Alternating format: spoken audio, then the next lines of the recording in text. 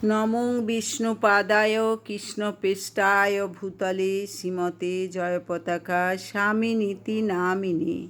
নমো আচার্যপাদায় নিতাই কৃপাপদায়িনে গৌরকথা ধামোদয় নগর গামতারিণী। নমো বিষ্ণুপাদায় কৃষ্ণপৃষ্ঠায় ভূতলে শ্রীমতে ভক্তিবেদান্ত স্বামিনীতি নামিনে। নমস্তে সরস্বতী দেবে গৌরবাণী প্রচারিণে নির্বিশেষ শূন্যবাদী পাশ্চাত্য দেশ তারিণী। হে কৃষ্ণ করুণা সিন্ধু দীনবন্ধু জগৎপতে গোপেশ গোপিকা কান্ত রাধা কান্ত নমস্তুতে। তপ্ত কাঞ্চন গৌরাঙ্গী রাধে বৃন্দাবনেশ্বরী বিশ্বভানুসুতে দেবী প্রণমামি হরিপ্রিয়ে। দুর্বাসা মুনির নিকট থেকে রাধারানীর বর লাভ। রাজা বিশ্বভানুর প্রাসাদে রাধারানী তার সখীদের সাথে খেলাধুলা করতে করতে তার শৈশবকাল অতিবাহিত করছিলেন। ওই প্রাসাদে যখনই তারা খেলতেন, রাধা সবসময় এক কোণে কৃষ্ণের নিকট কৃষ্ণের একটি ছোট বিগ্রহ সেখানে স্থাপন করতেন এবং তাকে ফুলমালায় সাজাতেন। রাধা ও তার সখীগণ প্রায়ই সেখানে কৃষ্ণের জন্য রান্নার খেলা খেলতেন। একবার দ্বাদশী তিথিতে যখন গোপীগণ সকলেই তাদের খেলায় ধুলায় মগ্ন ছিলেন, তখন সেই প্রাসাদে দুর্বাসা মুনি আগমন করলেন। দুর্বাসা মুনিকে দেখামাত্র সমস্ত সখীরা দৌড়ে পালিয়ে গেল, কিন্তু রাধারানী সেখানে থেকে গেলেন। রাধারানীর অনুপম রূপ দর্শন করে দুর্বাসা অত্যন্ত প্রীত হলেন। তিনি বললেন, প্রিয় বাছা, তুমি আজ অবশ্যই আমার জন্য তোমার নিজের হাতে পরমান্ন রান্না করে ভোজন করাবে।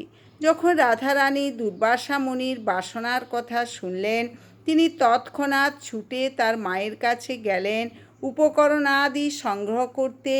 সুগন্ধি চাল, দুধ, চিনি, তেজপাতা, এলাচ, কর্পূর এবং অন্যান্য দ্রব্যাদি অল্পক্ষণের মধ্যেই রাধারানী সুস্বাদু পরমান্ন রান্না করলেন।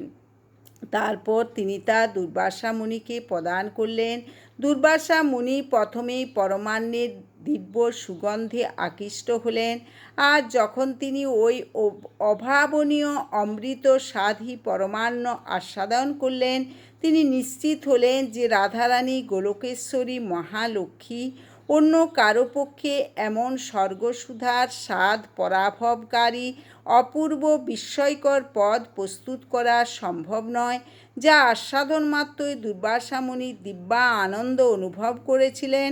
শ্রীমতী রাধারানীর সেবায় অত্যন্ত প্রীত হয়ে ও তার প্রতি স্নেহবশত তিনি তাকে বললেন, আমি তোমাকে একটি বর দিচ্ছি। তুমি যা কিছু রন্ধন করবে, যে পদে তোমার হস্তস্পর্শ হবে, সেই পদ অমৃতপম সুস্বাদু হবে। তোমার রন্ধন করা পদ যে আস্বাদন করবে, তার আয়ু, বল, রূপ ও খ্যাতি সবই দিনে দিনে বর্ধিত হবে। মাতা যশোদা যখন দুর্বাসা মুনির রাধারানীকে দেয়া বরের কথা শুনলেন, তিনি কীর্তিদাকে এবং পরবর্তীতে জটিলাকে অনুরোধ করলেন রাধারানীকে তার গৃহে এসে শ্রীকৃষ্ণের জন্য রান্না করতে, যাতে কৃষ্ণ রাধারানীর হাতের রান্না করা আহার্য আস্বাদন করে ওই বরের সুফলগুলি লাভ করতে পারে।